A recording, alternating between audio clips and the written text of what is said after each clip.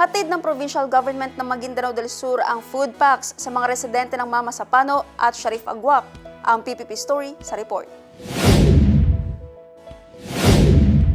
Nagpatuloy ang pamahalang panlalawigan ng Maguindanao del Sur sa pamamahagi ng tulong sa mga komunidad bilang bahagi ng paggunita sa banal na buwan ng Ramadan. Isinagawa ang Baraka Nur Ramadan Hadiya Distribution sa Barangay Dasikil at Barangay Tukanalipaw sa bayan ng Mama Sapano, kung saan nakatanggap ng tulong mga residente na kasalukuyan nag-oobserba ng pag-aayuno.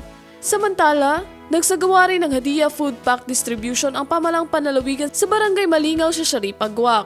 Layunin ng programa na maghatid ng tulong pagkain at ipakita ang pakikiisa sa mga komunidad sa panahon ng Ramadan. Ayon sa pamahalang panlalawigan, bahagi ito ng kanilang patuloy na pagsisikap na maipadama ang diwa ng Ramadan na nakatuon sa pagmamalasakit, pagbabahagi at pagkakaisa ng komunidad sa iba't ibang bayan ng Maguindanao del Sur.